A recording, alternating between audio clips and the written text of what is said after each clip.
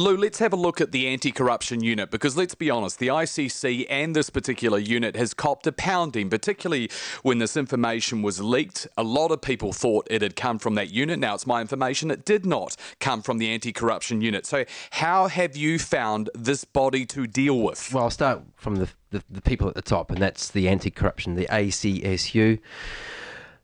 And I've met these guys numerous occasions during my career, and when I knew it was Martin and John that were going to come out to New Zealand, you know, of course I'm apprehensive about, you know, what are these guys going to be like compared to dealing with, especially the ECB, because we had ECB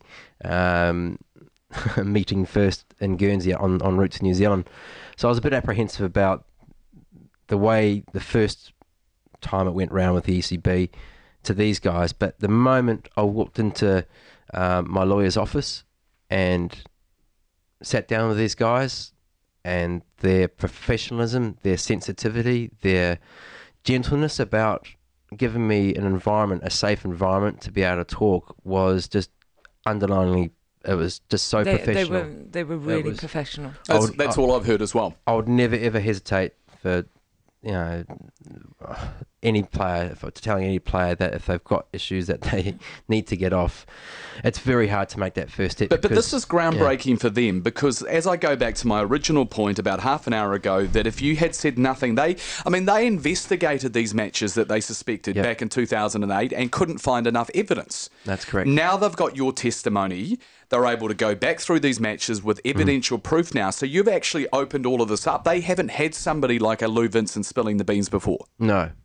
No, it's a unique experience, and as you alluded to before about the bravery of this whole thing, you know, I am a brave man. I'll stand up to anything. I'll stand up to any bowling attack or any tough situation and be able to deal with it, even though I'm such a sensitive guy. But given the enormity of well, the they didn't make situation, you feel like a criminal, did they? No, they no. explained to you that these things can happen within the game. They will protect the game. Given the information that you have now provided to the Met Police, Lou, do you think there is a potential here, that your cricketing hero could go to jail?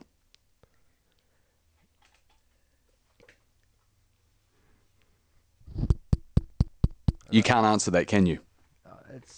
Listen, I'm doing the right thing. I'm telling the truth. I'm telling the truth. I've got to give respect to the rest of the investigation by not being able to comment at this stage. And, you know, today's a massive step forward because I can actually talk, but my hands are still tied a lot as well. And, you know, we all want to know the truth, and that's what each phase of... I think he should go to prison. You do? Yes. Why?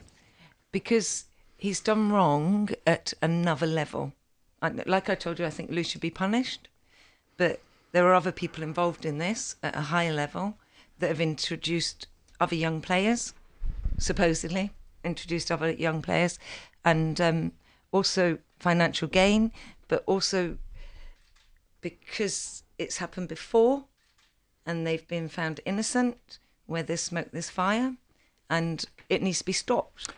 When you've done something wrong, there's got to be a point in your life that you put it right.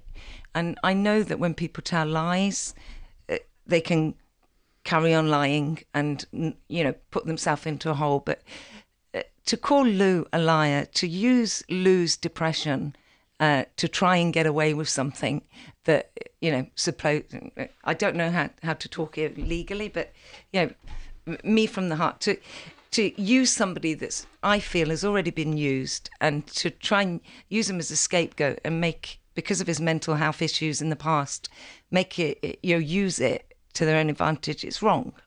You know, stand up, be a man, and face the consequences of your actions too. That's how I feel. It's about almost it. like I watched Britain's Got Talent, and these two young little kids came out and sung this most amazing rap song about bullying, and it captivated the world. You know, people being manipulated, people being bullied into doing things. You know, it's a cruel, cruel world out there, and there are bullies out there, and you crossbreed that with greed and so many negative attributes, you're going to get a monster. When you think about this whole situation now and where we're at, so you're able to speak publicly, Is it the start of a new life? Is it the start of your secondary life now? It's going to take a while to get there. But every morning now I wake up, I don't hate myself. I love the life. I love my world. I love so many good people around me. It's small steps. It takes a while to rebuild. What are you going to do for a living, a job, an income? Well, I'm working for a fantastic guy called Warren out at Helensville. He's a builder. There's a team of us that do all the jobs around the countryside, fencing from barn building to building decks. It's perfect for me because it keeps me physically active for now. But I've got a lot of skills. I've got a lot of experience and skills that need to be tapped into at some stage. And, you know, both Suzie and I have spoken about what we can actually do to start earning some money. And we'd love to work with children, and we'd love to work with children in sport. But yeah, we might have to put that as Exactly. Originally, we were going to set up the Lou Vincent Cricket Academy for kids, or a sporting academy. You know, like just with a handicap side and a charity side.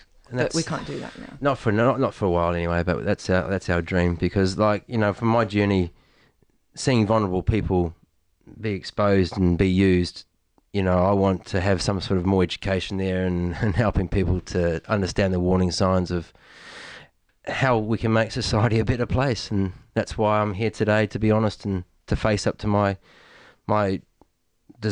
despicable world that I lived in there for 6 years. I want to show people that you can have the strength to turn your life around. What happens next? So we sit back in the Crown and they make a decision over whatever charges. Do you expect you may have to provide evidence, maybe video evidence back in New Zealand for this court case if it should go ahead, if it does go ahead, if charges are laid? Oh, completely. Absolutely. You know, I've got no idea what to expect.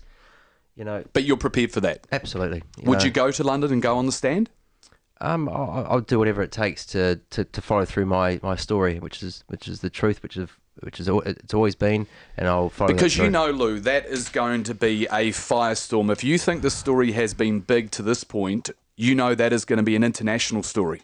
Oh, it's huge. It's going into battle, but I tell you what, the power of good always wins, and I've seen it through this last 12 months. Despite all the bad things I've done, I am being a good person, and I've attracted some amazing people. My lawyer, Chris Morris, has just done so much for me, more than beyond the call of a lawyer.